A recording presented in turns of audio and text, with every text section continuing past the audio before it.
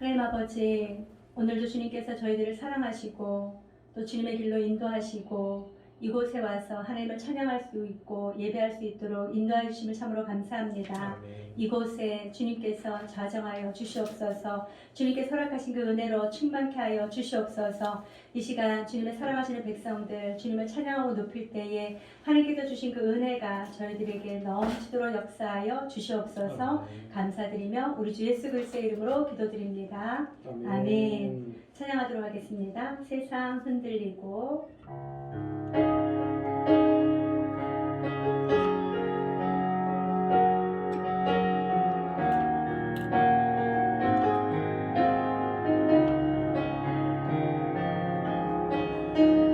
세상 흔들리고 사람들은 변하여도 나는 주를 섬기니 주님의 사랑은 영원히 변하지 않네. 나는 주를 신뢰해. 오직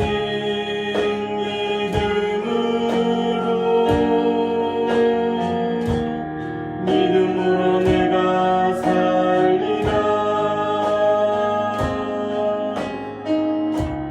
오직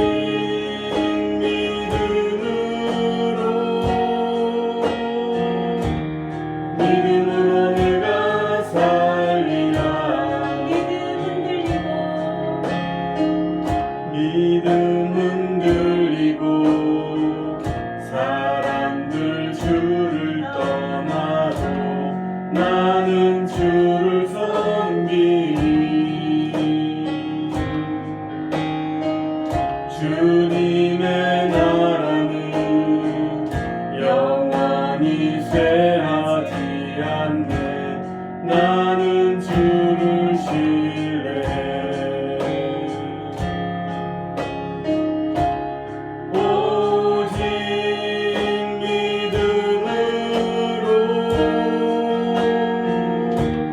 믿음으로 내가 살리라. 오직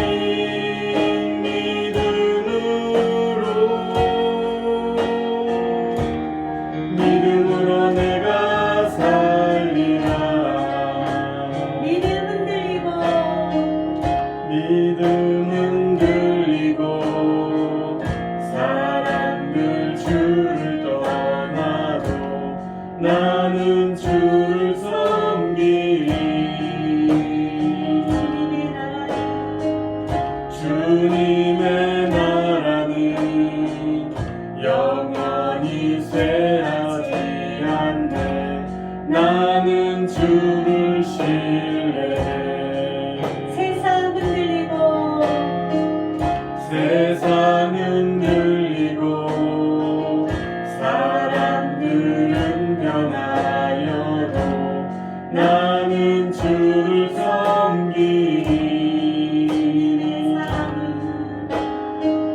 주님의 사랑은 영원히 변하지 않네. 나는 주를 신뢰해.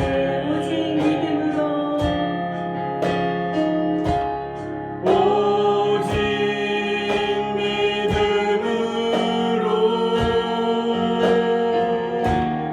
믿음으로 내가 살리라.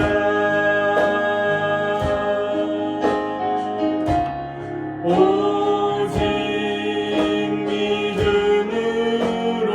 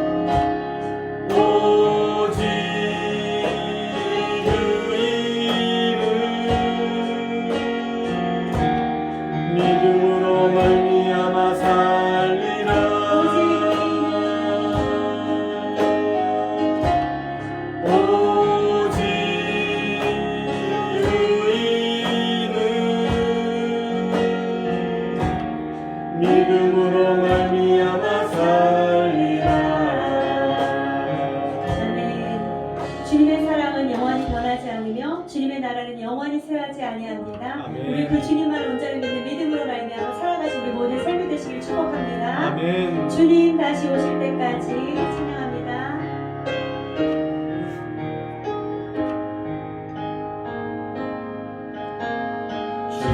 주님 다시 오실 때까지 나는 이 길을 가리라. 좁은 길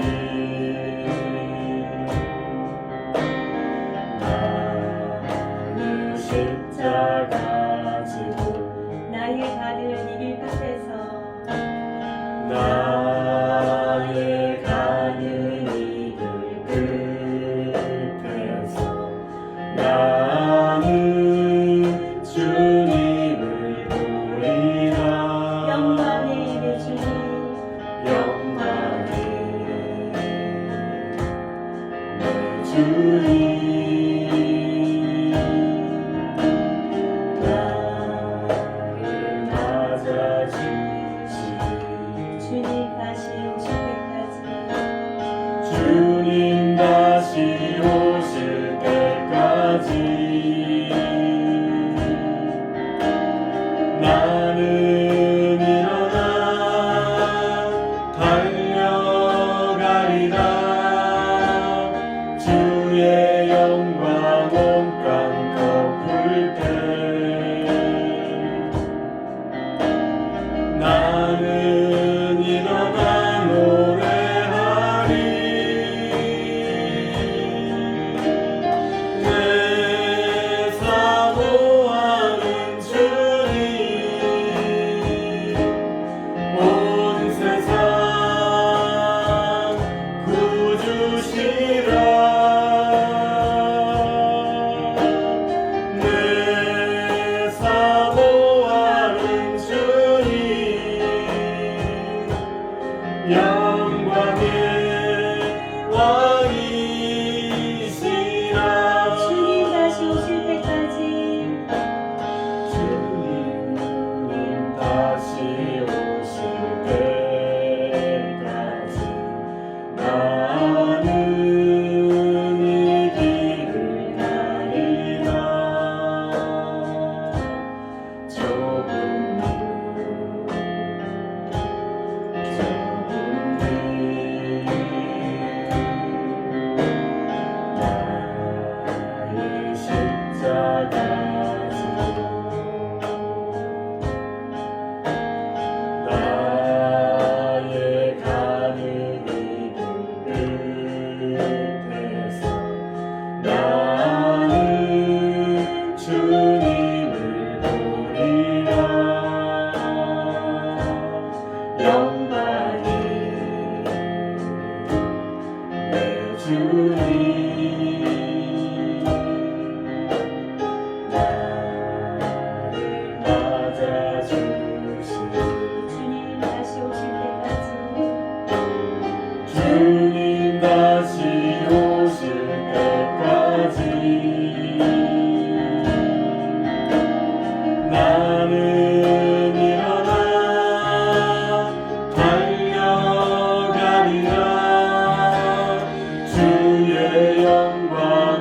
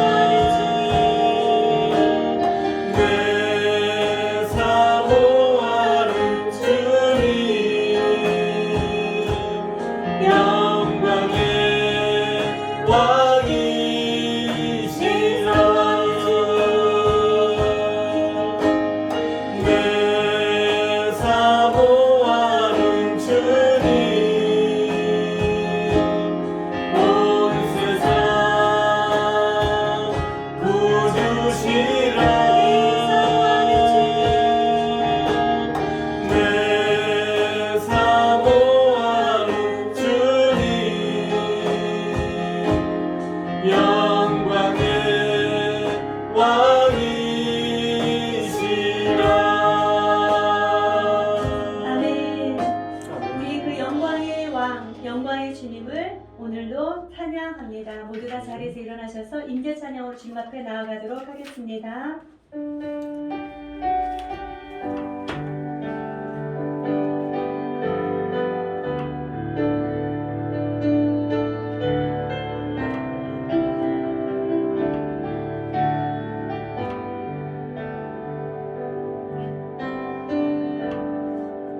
하늘의 문을 여소서. 이곳을 주목하소서. 주를 향한 노래가 꺼지지 않으니 하늘을 열고 보소서.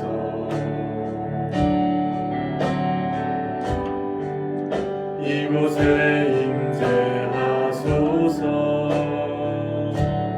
주님을 기다립니다. 기도의 향기가 하늘에 닿으니 주여 임재하여 주소서. 이곳에 오셔서 이곳에 앉으소서. 이곳에서 드리는 예배를 받으소서. 주님의 이름만이 오직 주의 이름만 이곳에 있습니다. 이곳에 오셔서 이곳에 앉으소서. 이곳에서 드리는 예배를 받으소서. 주님의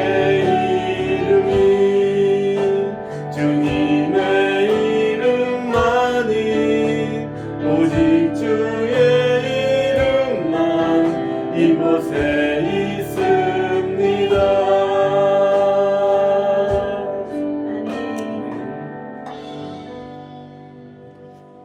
아버지께 참되게 예배하는 자들은 영과 진리로 예배할 때가 오나니 곧 이때라. 아버지께서는 자기에게 이렇게 예배하는 자들을 찾으시느니라.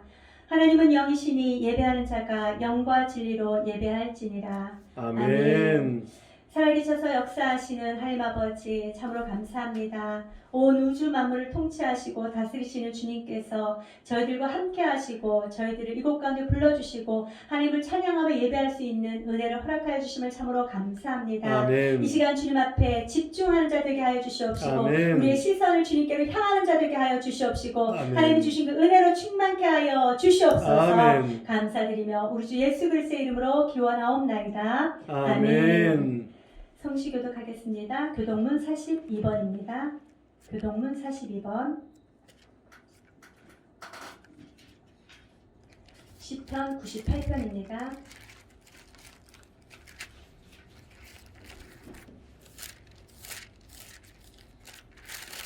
새 노래로 여호와께 찬송하라. 그는 기이한 일을 행하사 그의 오른손과 거룩한 팔로 자기를 위하여 구원을 베푸셨음이로다. 여호와께서 그의 구원을 알게 하시며 그의 공의를 문 나라의 목전에서 명백히 나타내셨도다. 그가 이스라엘의 집에 베푸신 인자와 성실을 기억하셨으므로 땅 끝까지 이르는 모든 것이 우리 하나님의 구원을 보았도다. 온 땅이여 여호와를 즐거이 소리칠지어다. 소리내어 즐겁게 노래하며 찬송할지어다. 수금으로 여호와를 노래하라. 수금과 음성으로 노래할지어다. 나팔과 호각 소리로 왕이신 여호와 앞에 즐겁게 소리칠지어다. 바다와 거기 충만한 것과 세계와 그 중에 거주하는 자는 다 외칠지어다. 여호와 앞에서 큰 물은 박수할지어다. 산악이 함께 즐겁게 노래할지어다. 아멘. 사도신경으로 우리의 신앙을 고백하도록 하겠습니다.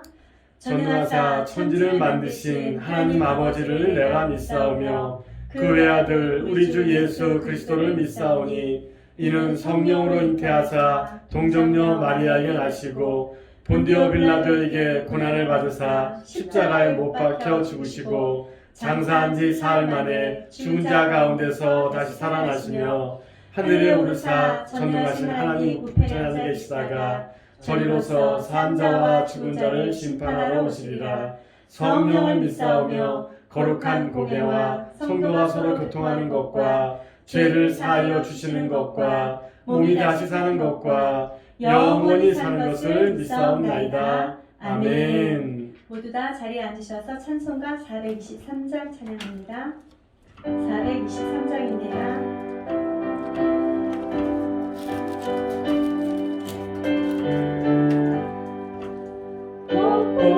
무엇보다도 더 깊은 죄로 물든 마음이 기름보다 더 희게 깨끗하게 씻겼네. 주의 보혈 흐르는데 믿고 뛰어나가. 주의 은혜 내가 입어 깨끗하게 되었네. 모든 이신 걱정과 두려움이 사라져 슬픈 탄식 변하여 기쁜 찬송 되었네. 주의 보혈 흐르는데 믿고 뛰어나가. 주의 은혜 내가 입어 깨끗하게 되었네. 세상 부귀 영화와 즐겨하던 모든 것 주를 믿는 내게는 분토만도 못하다. 주의 보혈 흐르는데 믿고 뛰어나가. 주의 은혜 내가 입어 깨끗하게 되었네. 나의 모든 고뇌는 저 천국에 쌓였네. 나의 평생 자랑은 주의 십자가로다. 주의 보혈 흐르는데 믿고 뛰어나가. 주의 은혜 내가 입어 깨끗하게 되었네. 아멘. 이 시간 죄사함의 은혜와 예배를 위한 주님 앞에 기도합니다. 무엇보다 더 검은 우리의 죄를 예수 그리스도 십자가 보혈로서 깨끗하게 씻어주시고 있습니다. 우리의 모든 죄와 범죄를 이 시간 주님 앞에 고백하고 하나님 앞에 나아갈 때에 정결하고 거룩한 자로 하나님 주신 그 은혜 가운데 나아가 예배를 통하여서 하나님의 은혜를 마음과 경험하게 해주시옵소서. 우리 이렇게 통성으로 기도하며 나아가도록 하겠습니다. 기도합니다. 할렐루야. 하나님 아버지 감사합니다. 오늘도 주님의 복된 날을 기억하게 하시고 아버지 주님의 복된 교회 행복한 우리끼리 인도해 주시고 감사드립니다. 아버지 이 시간도 주님 앞에 믿음으로 나아가기를 원합니다. 아버지 온전한 예배자로서 서 있기를 원합니다. 아버지 주님 이 시간 함께 하셔서 아버지 주님 주시는 큰 은혜 가운데 내가 서 있을 수 있도록 도와주시옵소서. 아버지 내가 먼저 내 안에 있는 모든 죄악들을 아버지 씻겨 주시옵소서. 한 주일간 살면서 이 모양 저 모양 아버지 알고 지은 죄 모르고 지은 죄들이 너무나 많이 있습니다. 아버지 불쌍히 여기시고 긍휼히 여기시오. 아버지 하늘 동안 지은 아버지 모든 죄를 아버지 정결케 하여 주시옵소서. 깨끗게 하여 주시옵소서. 아버지 그러므로 아버지 오늘의 믿음을 통하여 아버지 주님을 바라보게 하시고 아버지 주님 앞에 아버지 우리를 바로 설 수 있도록 하나님 아버지 도와주시옵소서. 오직 천국의 소망이 있음을 깨달아 알게 하시고 아버지 우리가 나갈 수 있도록 주님 도와주시기를 아버지 간절히 소원합니다. 아버지 시간도 나의 길을 열어주시고 아버지 나의 눈을 열어주시고 나의 마음을 열어주셔서 하나님을 바라보고 하나님의 음성을 듣고 하나님의 말씀을 마음속에 새겨지는 아버지 귀한 시간 될 수 있도록 도와주시옵소서. 아버지 또한 단위에 세우시고 목사님 아버지 강건함으로 채워주시옵시고 아버지 기름과 성령 충만으로 덮어주시어 하나님의 말씀을 아버지 전할 때에 아버지 그 말씀들이 아버지 한 말씀도 땅에 떨어지지 아니하게 하시고 아버지 우리 듣는 모든 이의 신령 가운데 아버지 새겨주시도록 도와주시옵소서. 아버지 대면 예배나 또한 온라인 예배로 아버지 주님 아버지 말씀 앞에 아버지 바로 설 수 있도록 도와주시옵시고 아버지 정해진 시간 정해진 때에 아버지 주님을 바라보며 믿음으로 아버지 예배하며 나아가는 아버지 행복한 교회 모든 아버지 순종이 다 될 수 있도록 도와주시옵소서. 주께서 늘 함께해 주시고 감사드리며 우리 주 예수 그리스도의 이름으로 기도하옵나이다. 아멘. 이 시간 교회 소식 보도록 하겠습니다. 주보를 참고해 주시기 바랍니다. 주일 예배가 영상으로 송출되고 있습니다. 다시 한번 더 보시길 원하시는 분은 홈페이지나 유튜브로 보시면 되겠습니다. 그 추수감사주일 예배를 저희는 11월 첫째 주 11월 1일 날 추수감사주일 예배로 드립니다. 모두 다 기도로 준비해 주시기 바랍니다. 그리고 추수감사주일에는 성찬식이 있습니다. 이 또한 기도로 준비해 주시기 바랍니다. 그리고 성도님들과 함께 감사 영상을 제작하려고 하는데요. 오늘은 꼭 참여해 주시기 바랍니다. 아셨죠? 대답해 주세요. 아셨죠? 네. 네. 김풍재 집사님 아셨지요? 자, 그리고 행복한 동민교회 1주년 감사 예배가 12월 첫 주에 드려집니다. 12월 6일이니까요. 우리 함께 그 기도를 준비해 주시고 이때는 지난 시간에도 말씀드렸듯이 강사 목사님을 초청해서 예배를 드립니다. 주변에도 함께 예배 드리실 분들이 있으면 소개해서 같이 오셔서 예배 드리면 좋겠습니다. 그리고 예배 시간 조정의 건에 대해서 한번 봐주시겠습니까? 7번입니다.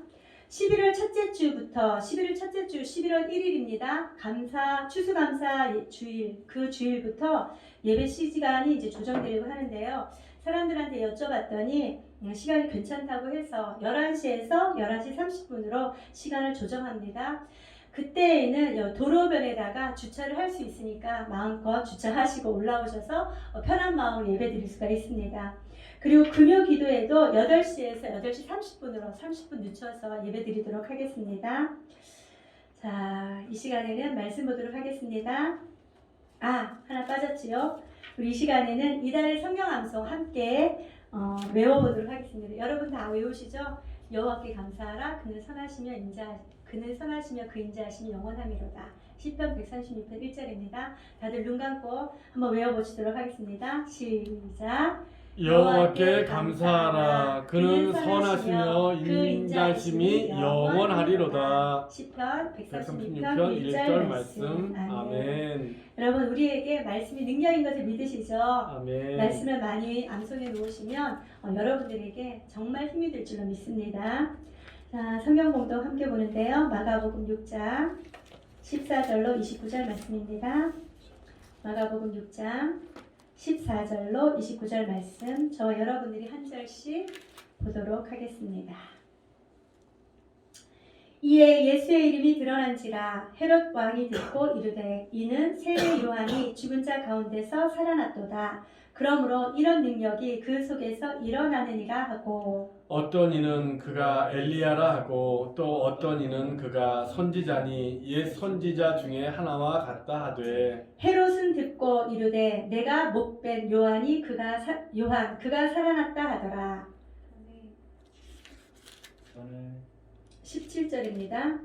전에 헤롯이 자기의 동생 빌립의 아내 헤로디아에게 장가든 고로 이 여자를 위하여 사람을 보내어 요한을 잡아오게 가두었으니 이는 요한이 헤롯에게 말하되 동생의 아내를 취한 것이 옳지 않다 하였음이라. 헤로디아가 요한을 원수로 여겨 죽이고자 하였으되 하지 못한 것은 헤롯이 요한을 의롭고 거룩한 사람으로 알고 두려워하여 보호하며 또 그의 말을 들을 때에 크게 번민을 하면서도 달갑게 들음이로라. 마침 기회가 좋은 날이 왔으니 곧 헤롯이 자기 생일에 대신들과 천부장들과 갈릴리의 기인들로 더불어 잔치할세. 헤로디아의 딸이 친히 들어와 춤을 추어 헤롯과 그와 함께 앉은 자들을 기쁘게 한지라. 왕이 그 소녀에게 이르되 무엇이든지 내가 원하는 것을 내게 구하라. 내가 주리라 하고 또 맹세하기를 무엇이든지 내가 내게 구하면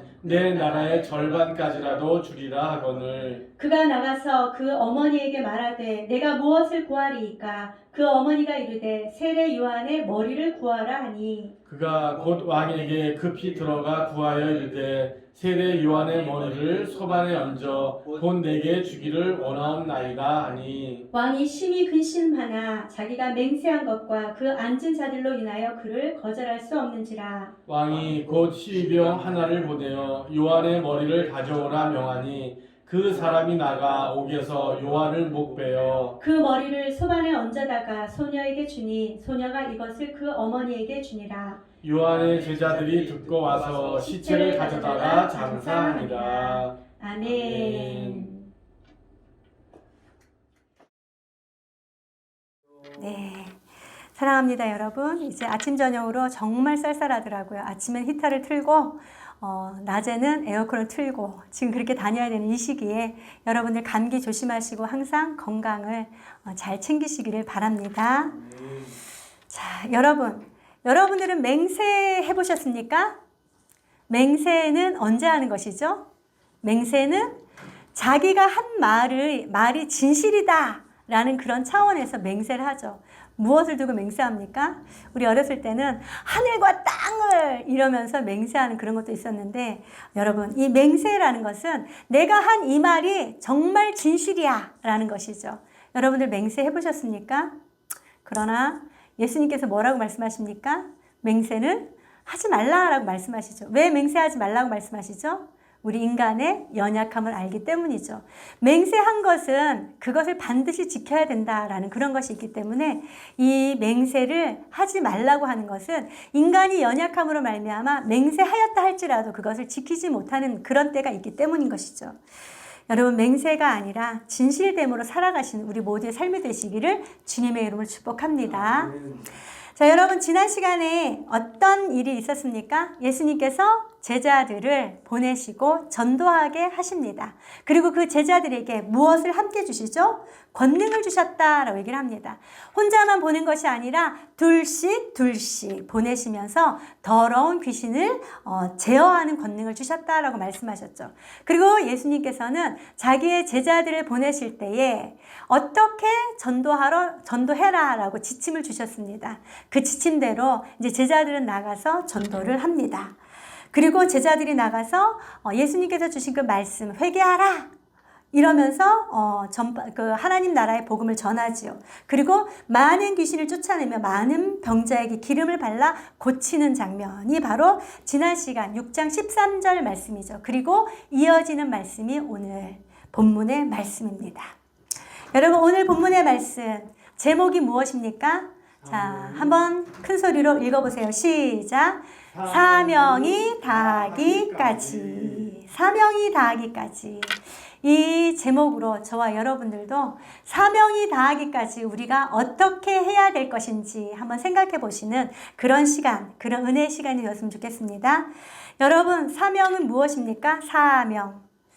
소명은 부르심을 받는 것을 소명이라고 그러죠. 누구누구에게 부르심을 받았다. 이 소명이라고 하는데 이 사명은 무엇입니까? 부르심을 받은 자에게 임무를 수여받고 그 임무를 잘 감당하는 그 자체를 사명이라고 합니다. 여러분들은 사명을 받으셨습니까? 사명을 받으셨습니까? 사명이 있으십니까? 아멘이죠, 여러분? 여러분들에게 예수 그리스도께서 주신 그 사명이 있는 줄로 믿습니다. 그 사명을 이루어드리는 우리 모두가 되시길 축복합니다. 아멘이죠? 아, 대답을 안 하시네. 아멘이죠, 여러분? 네, 아멘입니다. 오늘 6장 14절부터 29절까지 말씀에는요, 세례 요한의 죽음에 대해서 나옵니다. 세례 요한의 죽음을 보면은요, 28절 우리 한번 읽어보도록 할까요? 28절 시작. 그 머리를 소반에 얹어다가 소녀에게 주니. 27절부터 읽도록 하겠습니다. 시작. 왕이 곧 시위병 하나를 보내어 요한의 머리를 가져오라 명하니 그 사람이 나가 옥에서 요한을 목베어 그 머리를 소반에 얹어다가 소녀에게 주니 소녀가 이것을 그 어머니에게 주니라. 아멘. 세례 요한, 저와 여러분들은 이 세례 요한이라고 하면은 굉장하다 이렇게 생각을 많이 하지 않습니까? 야, 정말 세례 요한과 같은 그런 사람은 없을 거야, 이런 생각을 하게 될 겁니다. 이 세례 요한이 와서 하나님 나라의 복음을 위하여 얼마나 큰 일을 했는지 저와 여러분들 잘 알고 있습니다. 이 세례 요한의 별명이 무엇이죠? 외치는 자의 소리다라는 것이죠. 이 소리로서의 그 역할을 잘 감당한 자가 바로 이 세례 요한입니다. 이 세례 요한은 자기에게 맡겨진 그 사명을 너무도 공격적으로, 너무도 열심히, 너무도 열정적으로 그 사명을 잘 감당했다라는 것. 저와 여러분들은 말씀을 통해서 잘 알 수 있습니다.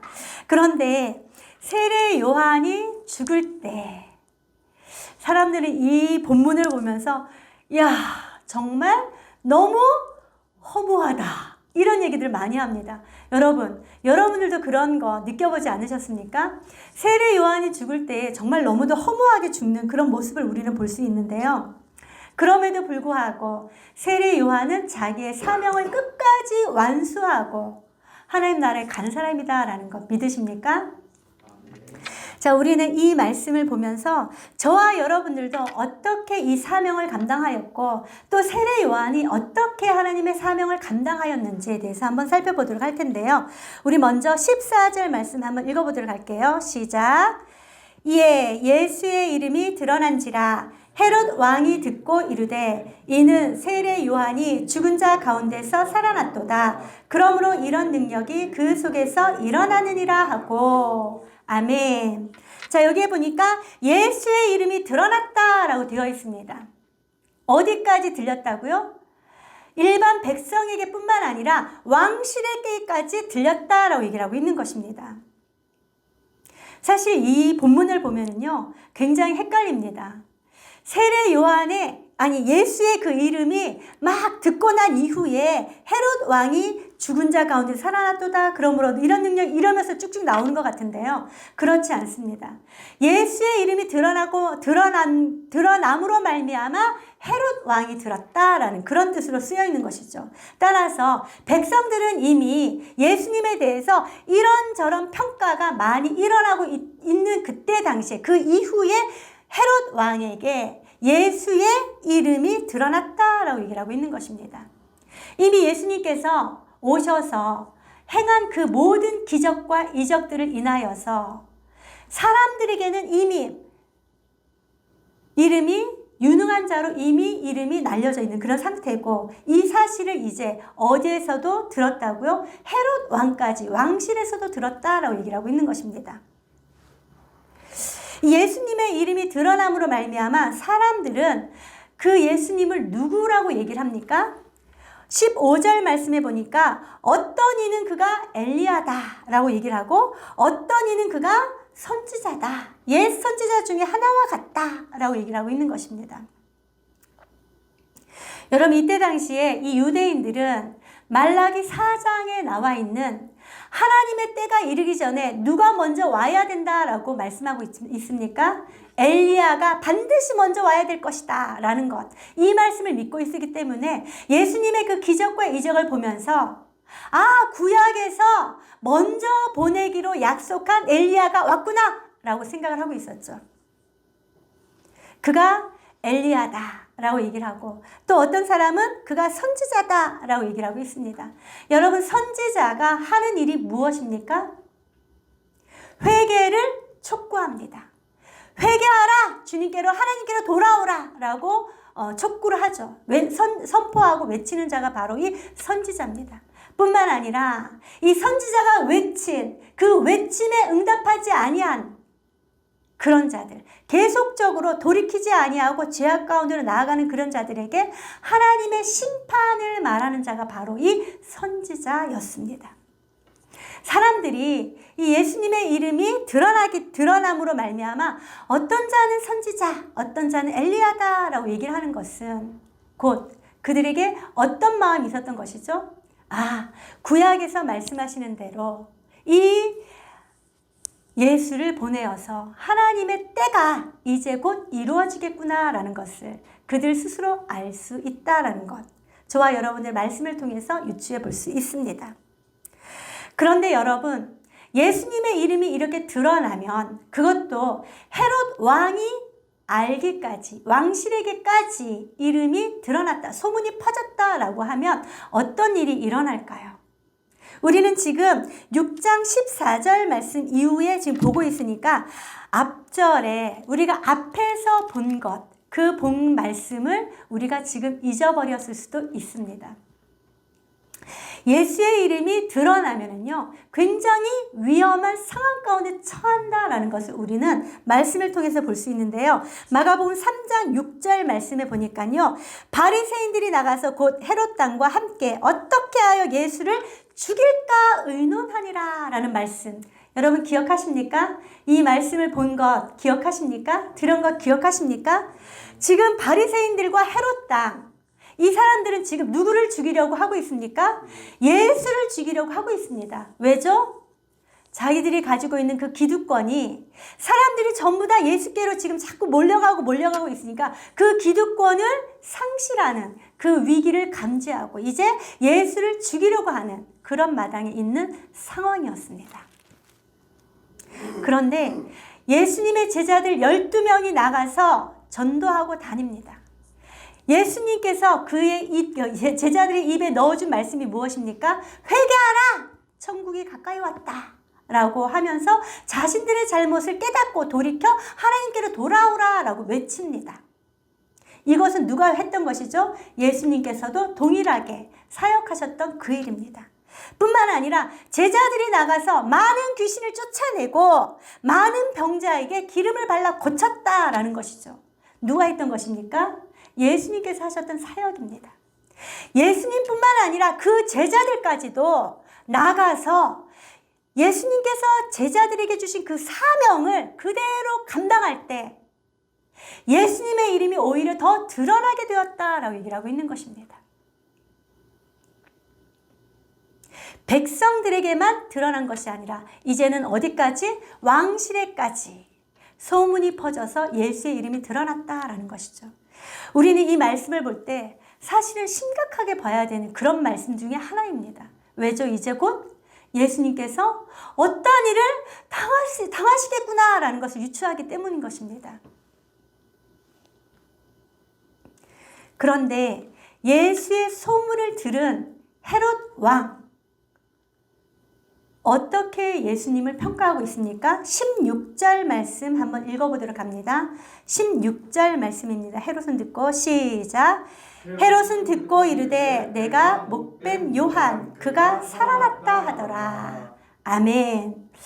헤롯은 예수님의 이름이 드러난 이후에 그 소문을 듣고 예수님에 대해서 이렇게 평가합니다. 저 예수는 내가 목벤 요한 그가 살아나서 지금 저렇게 사역하고 있구나 라고 얘기를 하고 있는 것입니다. 여러분, 우리가 이 말씀을 보면서 헤롯에 대해서 잠깐 생각해 보려고 하는데요. 이 성경에는 헤롯이라는 그 이름이 굉장히 많이 등장합니다. 헤롯 왕, 헤롯 대왕 이러면서 이름이 많이 등장합니다. 여러분, 애굽의 왕의 이름을 무엇이라고 지칭합니까? 바로라고 하죠. 바로. 애굽 왕을 바로라고 얘기를 합니다. 그런 것처럼 지금 이 헤롯은요, 그 시대를 다스리고 있는 왕의 이름을 모두 다 통칭하여서 헤롯이라고 얘기를 합니다. 예를 들어서 헤롯 대왕이다 라고 하면은요, 이 헤롯 대왕은 예수님의 탄생을 듣고 2세 미만의 남아들 전부 다 죽여라 라고 하죠. 그 사람을 누구라고 합니까? 헤롯 대왕이라고 하죠.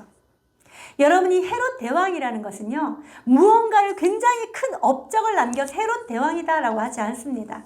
이후에 나와 있는 이 헤롯 왕과 구별하기 위해서 이 헤롯 대왕이라는 이름을 줬는데, 이후에 헤롯 대왕 이후에 나와 있는 이 헤롯 왕은 모두 다 헤롯 대왕의 자녀들입니다. 아들들입니다. 예를 들어서 헤롯 아켈라오, 헤롯 아그리빠, 헤롯 빌립, 헤롯 안티파스, 이런 식으로 그 이름과 분별하기 위해서 헤롯 대왕이다라고 얘기를 하고 있는 것이죠. 오늘 나와 있는 이 마가복음 6장에 나와 있는 이 헤롯 왕은요, 바로 헤롯 대왕의 둘째 아들 헤롯 안티파스를 얘기를 하고 있는 것입니다. 이 헤롯 안티파스가 예수님을 어떻게 평가하였다고요? 내가 목벤 세례 요한이 살아났다, 이렇게 평가하였다라고 얘기를 하고 있는 것이죠. 도대체 세례 요한에게 어떤 일이 일어났길래 헤롯은 바로 이렇게 내가 목벤 그가 살아났다 하면서 두려워하고 있을까요? 너무도 두려워하고 무서워하는 마음입니다. 14절 말씀에 보니까 헤롯 왕이 듣고 이는 세례 요한이 죽은 자 가운데서 살아났도다. 그러므로 이런 능력이 그 속에서 일어나느니라 하고 라고 얘기를 하는데, 여기서 말하는 본문은요, 헤롯 대왕이 지금 심히 두려워하고 무서워하고 있다라는 것을 드러내고 있는 것입니다. 이 헤롯 왕은 왜 이렇게 두려워하고 무서워하고 있는 것일까요? 그 이유가 17절부터 29절까지 말씀에 나와 있습니다. 17절 말씀 우리 한번 읽어보도록 할까요? 시작. 전에 헤롯이 자기가 동생 빌립의 아내 헤로디아에게 장가든 거로 이 여자를 위하여 사람을 보내어 요한을 잡아 옥에 가두었으니. 아멘. 이 헤롯 안티파스가 누구에게 장가를 들었다고 얘기를 하고 있습니까? 자기의 동생 빌립의 아내 헤로디아에게 장가를 들었다, 결혼을 하였다라고 얘기를 하고 있습니다. 이때 당시에 이 헤롯 안티파스는요, 자기하고 가장 가까이 경계 지역에 있는 아라비아 지역에 있는 그 공주와 결혼한 상태였습니다. 이 공주와 결혼한 상태에 있는 그였는데, 동생 빌립이 다스리고 있는 그 지역에 갔다가 이 빌립의 동생 헤로디아를 보면서 부적절한 관계를 만듭니다. 그리고 그녀를 데리고 와서 자기의 아내로 삼죠. 이 모습을 본 요한이 하나님의 말씀을 근거로 하여서 당신이 한 행동은 잘못된 행동입니다. 율법을 어겼습니다. 그러니 돌이키십시오 라고 하면서 이 헤롯 왕의 그 죄를 지적을 합니다. 여러분, 이때 당시에 이 헤롯은요, 너무도 큰 권력을 가지고 있습니다. 아무 때나 어느 때나 사람을 죽일 수 있는 그런 권력을 가지고 있는 자였습니다. 그럼에도 불구하고 세례 요한은 하나님의 법을 네가 지금 어겼다라고 하면서 그의 죄를 고발합니다. 여러분들이라면 나의 죄를 지적받으면 어떻게 합니까? 곧바로 하나님께로 나와 죄를 용서함을 받기 위하여 회개하십니까? 회개하는 은혜가 있길 축복합니다. 다윗은 우리아의 아내 밧세바를 취합니다. 그리고 우리아를 전쟁에 내보내어 그를 죽게 합니다. 그리고 난 이후에 밧세바를 데리고 와서 자기의 아내를 삼습니다. 이 일을 누가 질책합니까? 선지자 나단이 질책을 합니다. 당신이 바로 하나님 앞에 죄를 범한 그 자입니다 라고 얘기했을 때 다윗은 그 자리에 납작 엎드려 회개합니다. 시편 말씀해 보니까 정말 눈물로 침상을 띄우기까지 눈물로 회개하는 그런 모습을 보게 됩니다. 그로 말미암아 다윗은 하나님의 마음이 합한 자다라는 그런 평가를 받게 되지요. 그런데 오늘 본문의 헤롯은 어떻게 합니까? 오히려 자기가 부적절한 관계로 인하여 결혼한 헤로디아를 위하여 요한을 잡아다가 옥에 가두었다라고 얘기를 하고 있는 것입니다.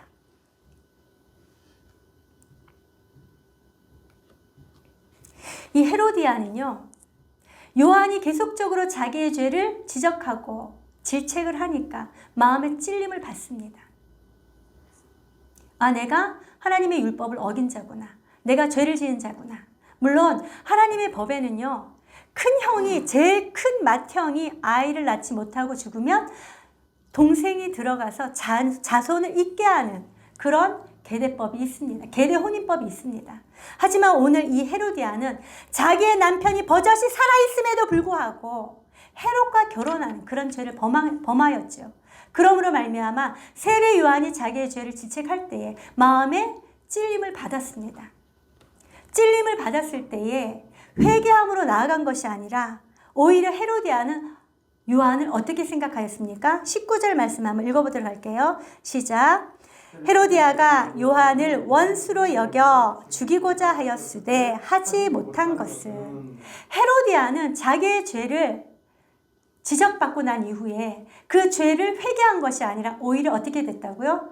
그 사람을 원수로 여겼다라고 얘기를 하고 있는 것입니다. 원수로 여기고 죽이고자 하였다라는 것은 자기가 어떻게 저 요한을 죽일까 호시탐탐 노렸다라는 것입니다.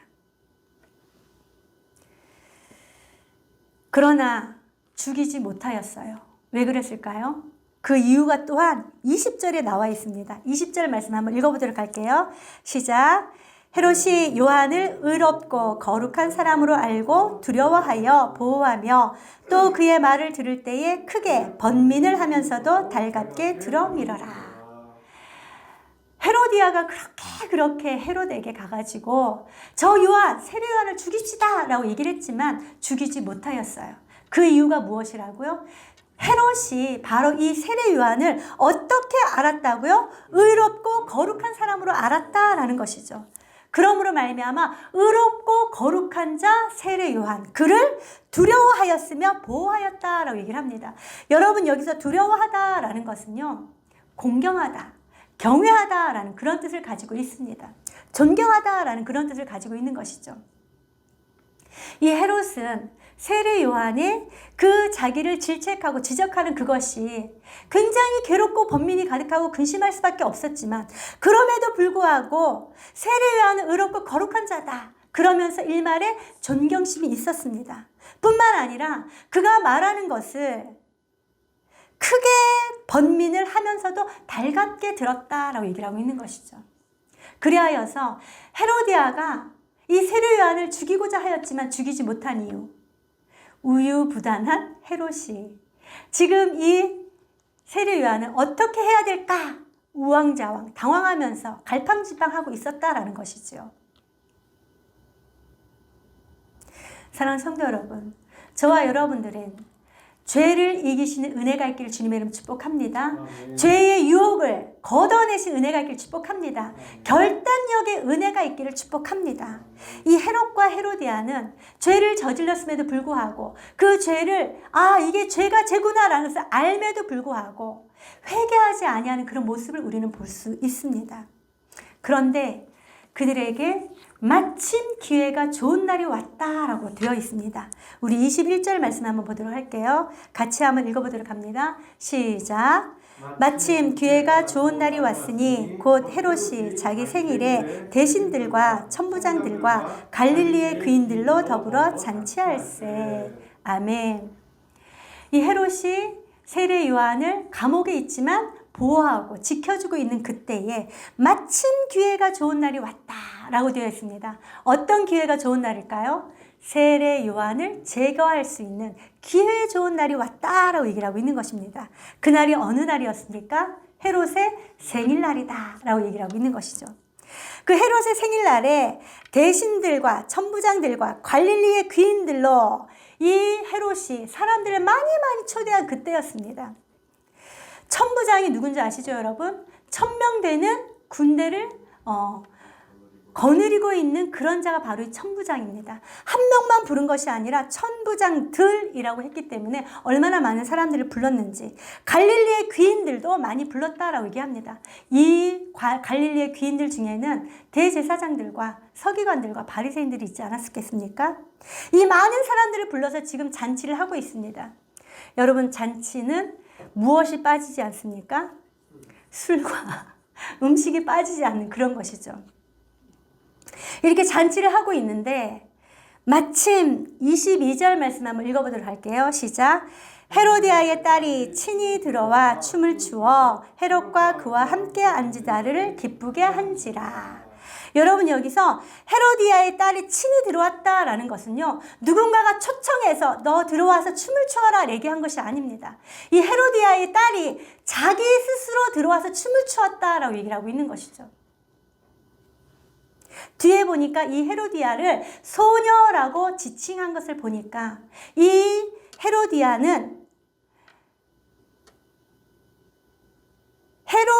딸은 소녀인데 그 소녀라고 하는 것은요, 결혼을 할 수 있는 그 연령이 되었다라는 것입니다. 이 헤로디아의 딸의 이름은 여기엔 나와 있지 않지만 이 유대 역사가 요세푸스의 글에 의하면 살로메다라는 그런 이름이 있습니다. 여러분, 이 살로메는요, 히브리어 샬롬에서 나온 평안하다, 뭐 이런 뜻을 가지고 있는 것이, 평강하다 이런 뜻을 가지고 있거든요. 근데 이 살로메가 본인 스스로 친히 들어와서 춤을 추었다라고 했는데 이 춤이 누구를 기쁘게 하였습니까? 헤롯을 기쁘게 할 뿐만 아니라 그곳에 앉아있는 사람들을 기쁘게 하였다라고 얘기를 하고 있는 것입니다. 어떤 춤인지는 정확하게 알 수 없습니다. 하지만 이때 당시에 이 로마 문화가 굉장히 음란한 것을 보면은 음란한 춤이 아닐까라고 늘 얘기를 하고 있습니다. 어찌되었던 헤로디아의 딸이 친히 들어와 춤을 추어서 헤롯과 그곳에 앉아있는 자들을 기쁘게 하였다라고 얘기를 합니다. 그러므로 말미암아 헤롯이 지금 굉장히 기분이 상승되어 있습니다. 상승되어 있는 그때에 이 헤롯 왕이 소녀에게 얘기합니다. 그 살로메에게 이렇게 얘기합니다. 무엇이든지 원하는 것을 내게 구하라. 내가 주리라. 라고 얘기를 하고 있는 것입니다. 구약 성경 에스더서를 보면은요, 이런 말씀이 거기도 나옵니다. 이스라엘 백성들을 이제 멸망시키려고 하는 하만의 계략 때문에 에스더가 자기의 그러니까 이제 자기의 남편이죠. 왕 아하수에로와 하만을 같이 초대를 합니다. 그리고 이 에스더가 잔치를 베풉니다. 그리고 그 잔치로 인하여서 아하수에로 왕이 굉장히 기뻤습니다. 그도 그 기쁨이 충만하여서 에스더에게 이렇게 얘기를 합니다. 내가 원하는 것을 내게 구하라. 내가 줄 것이다. 라고 얘기를 하죠. 하지만 이 에스더는 누구를 위하여 왕을 기쁘게 하였습니까? 바로 유대 민족을 위하여 기쁘게 하였습니다. 하지만 이 오늘 살로메는 누구를 위하여 왕을 기쁘게 하였다고요? 자기 자신의 욕심을 위하여, 자기를 위하여 이렇게 기쁘게 하였다라고 얘기를 합니다. 그랬을 때 왕이 네가 원하는 것을 내게 구하라. 내가 주리라. 라고 얘기를 하죠. 그뿐만 아니라 맹세까지 하면서 이렇게 얘기합니다. 무엇이든지 내가 내게 구하면 내 나라의 절반까지라도 줄 것이다. 라고 얘기를 하고 있는 것입니다. 사실 이 헤롯은요, 자기 나라가 없습니다. 로마에게 그 분봉왕이라는 그 직책을 받아서 자기가 그 유대 갈릴리 지방을 지금 다스리고 있는 그런 때였죠. 그렇기 때문에 자기 나라가 아닙니다. 그럼에도 불구하고 이 헤롯은 내 나라의 절반까지라도 내가 너한테 줄 것이다 라고 얘기를 하는 것은 자기 자신이 얼마나 위대한 사람들인지를 사람들에게 보여주고자 하는 그런 교만함을 나타내고 있다는 것이죠. 이 이야기를 들은 살로메가 곧바로 누구에게 갑니까? 24절 말씀 한번 읽어보도록 할게요. 시작.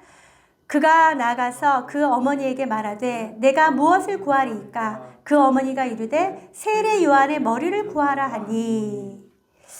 헤롯 왕이 살로메에게 네가 나한테 구하라 라고 얘기를 했을 때 곧바로 그는 누구를 찾아갑니까? 자기 어머니 헤로디아를 찾아갑니다. 그리고 어머니 내가 무엇을 구하리까? 라고 얘기를 했을 때 그 어머니가 무엇을 구하라고 얘기를 합니까?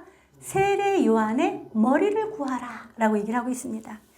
여기는 이렇게 길게 얘기가 되어 있는데 이 세례 요한의 머리를 구하라 할 때 이 구하라라는 단어가 없습니다. 원문에는. 그냥 세례 요한의 머리를 이라는 그런 단어이죠. 이 헤로디아의 마음 가운데는 어떻게 해서든지 기회를 잡아서 세례 요한을 죽이고자 하는 마음이 충만하 있기 때문에 이 살로메가 자기에게 와서 무엇을 구할까요 어머니? 라고 물었을 때 한 번도 생각도 하지 않습니다. 세례 요한의 머리를! 이라고 명령하듯이 얘기를 하고 있는 것이죠.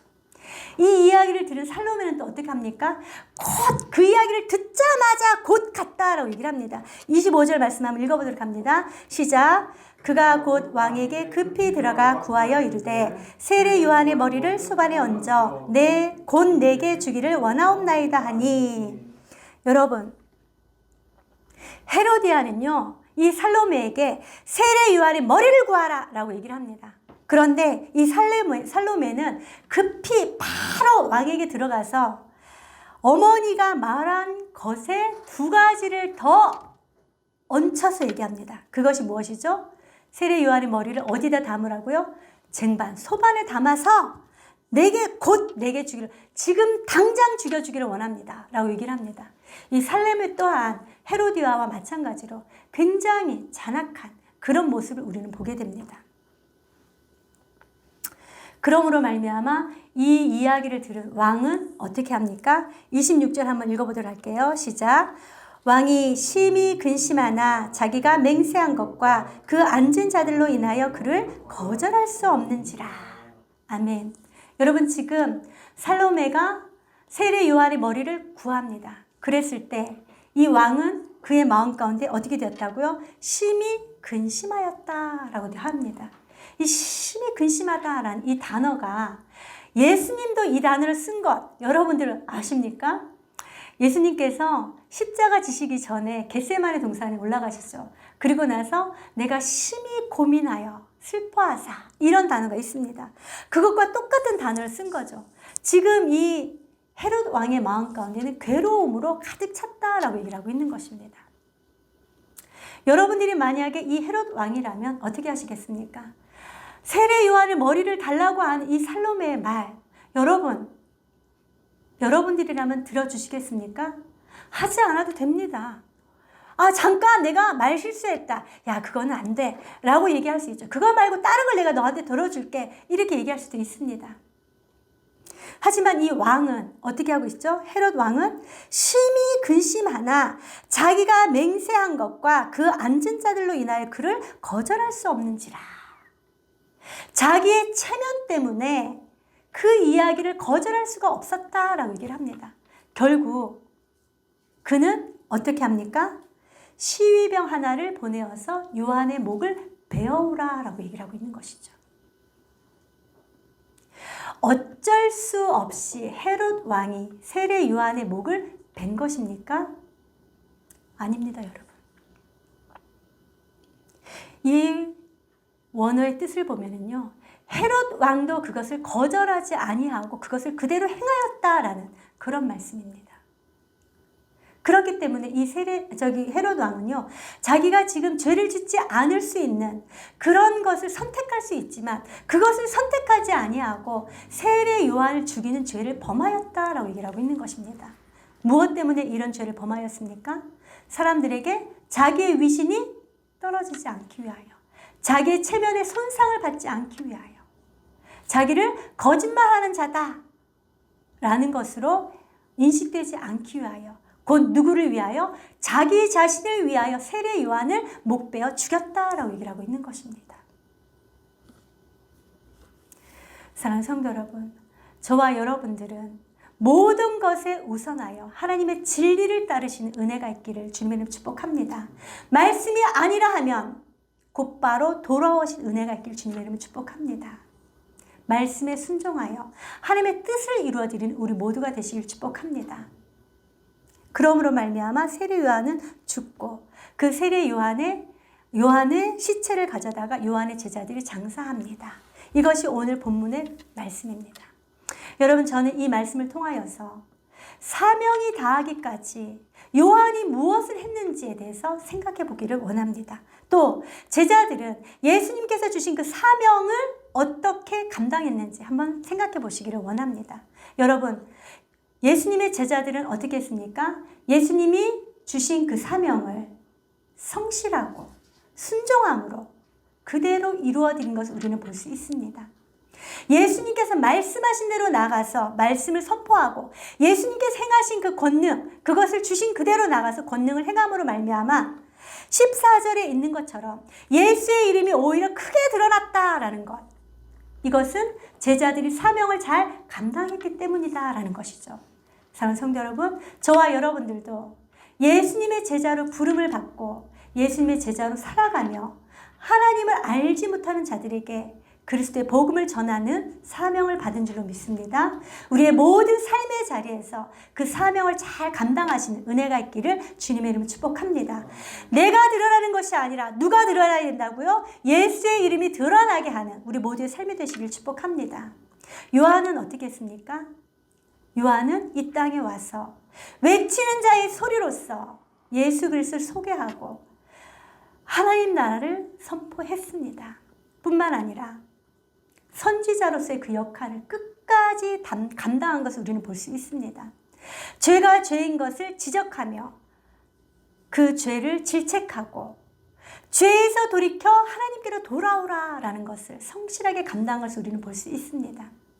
권력이 자기를 죽일 수도 있지만 그 권력에 굴복하지 아니하고 하나님의 법, 하나님의 진리의 말씀을 죽기까지 선포한 것을 우리는 볼 수 있습니다.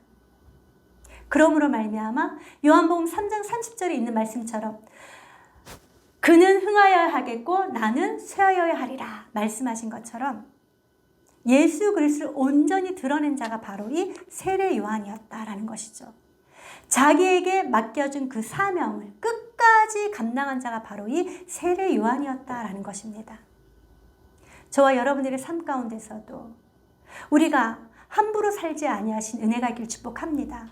죄가 우리들을 끌어갈 때에 그 죄를 단절시키고 끊어내버림으로 하나님께서 원하시고 기뻐하신 그 뜻 가운데 나아가시는 우리 모두의 삶이 되시길 축복합니다. 로마서 6장에 말씀하십니다.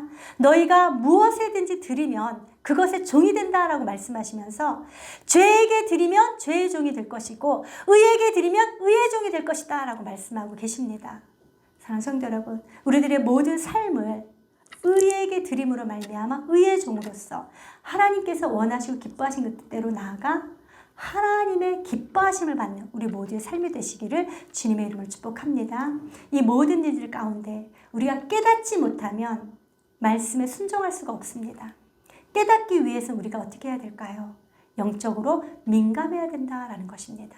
이 영적인 일은요, 영적으로만 분별할 수 있다. 라고 성경 말씀은 말씀하고 있는 것입니다. 우리가 더 민감하게 깨어있고 하나님의 말씀에 순종할 때에 우리는 더욱더 순결하고 거룩한 삶을 살아가게 될 줄로 믿습니다. 우리의 모든 삶 가운데 하나님께서 주신 그 사명을 믿음으로 잘 감당하게 될 줄로 믿습니다. 이 일을 우리의 삶을 통하여서 온전히 이루어드리고 삶으로 주님 앞에 영광 돌려드리는 귀한 삶이 되시기를 주님의 이름으로 축복합니다. 기도하도록 하겠습니다. 하나님 아버지, 예수님의 작은 제자로서 오늘 우리가 살아가고 있는데 예수님의 작은 제자로서의 그 사명을 믿음으로 잘 감당하는 우리 모두가 되어질 수 있도록 하나님 축복하여 주시옵소서. 하나님, 진리의 말씀에 순종하는 자 되게 하여 주시옵시고 죄가 올 때에 진리의 말씀으로 그것을 물리치고 끊어내는 자 되게 하여 주시옵시고 하나님의 은혜 가운데 하나님의 말씀을 이루어드리는 우리 모두가 되게 하여 주시옵소서. 그리하여서 삶을 통하여서 하나님께서 주신 그 사명을 믿음으로 잘 감당하여 아버지 하나님 나라가 확장되어지게 하는 일에 사용되어지게 하여 주시옵시고 하나님의 은혜를 또 하나님의 사랑을 다른 사람들에게도 흘려보내는 우리 모두의 삶이 되게 하여 주시옵소서. 주께서 늘 함께 하심을 믿고 감사드리며 우리 주 예수 그리스도의 이름으로 기도드리옵나이다. 아멘.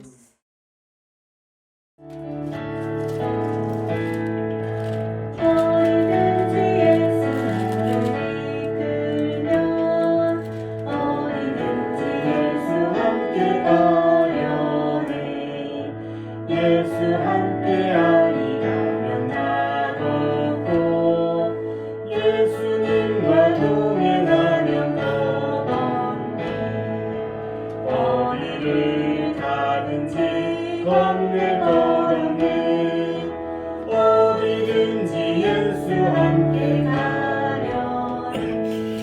세상 책무 모든 나를 떠나도 주와 함께 이로 먹겠네.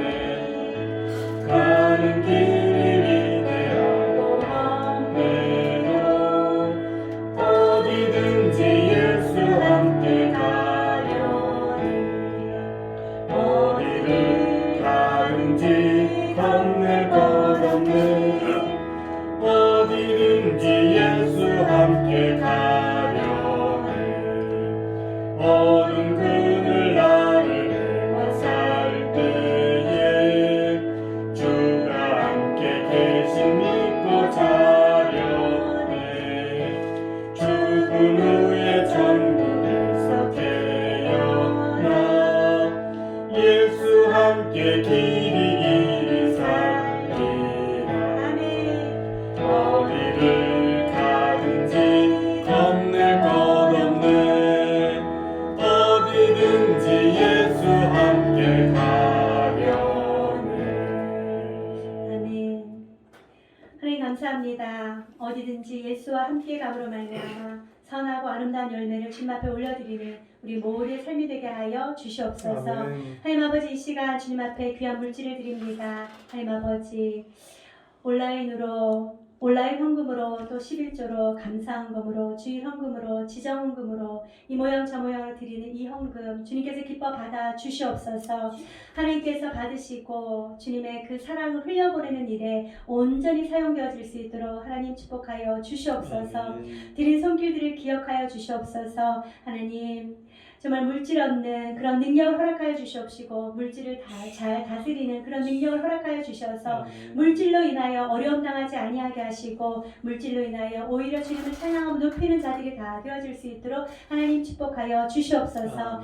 삶의 자리에서 하나님께서 함께 하심의 그 은혜를 맛보아 경험하는 자들 되게 하여 주시옵시고 저들의 모든 삶을 통하여서 주님만이 영광을 받아 주시옵소서. 감사드리며 우리 주 예수 그리스도의 이름으로 기도하옵나이다. 아멘. 우리 모두 다 자리에서 일어나셔서 파송 찬양 주님 앞에 올려드립니다. 나 주님의 기쁨 되기 원하네.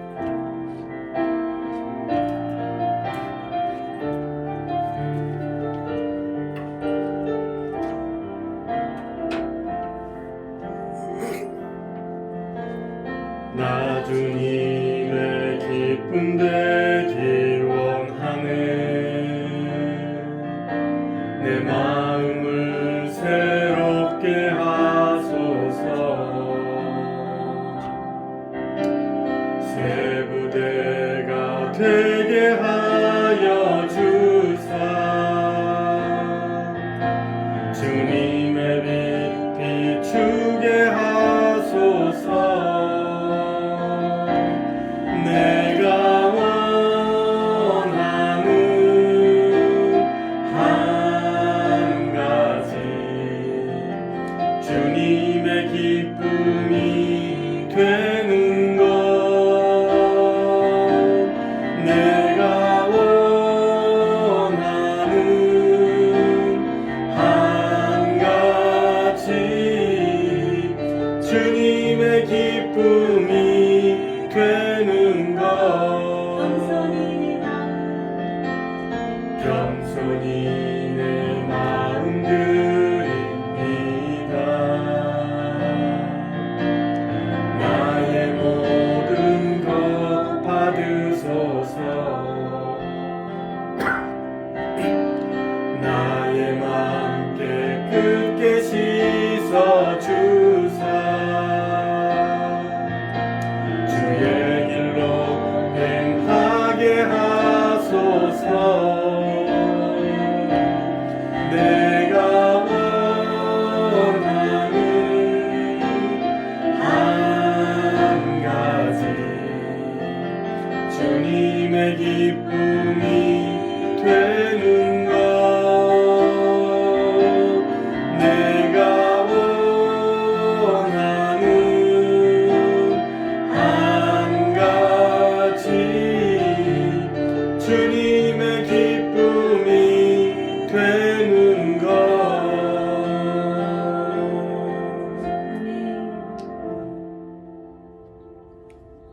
이제는 우리 구주 예수 그리스도의 은혜와 하나님 아버지의 무한하신 사랑하심과 성령 하나님의 교통교제 위로하심의 역사가 오늘도 사명을 끝까지 감당하기를 결단하는 사랑하는 성도들 머리머리 위에와 행복한 동행교회 위에와 이 나라와 이 민족 위에 이제로부터 영원토록 함께 있을지어다. 아멘. 아멘.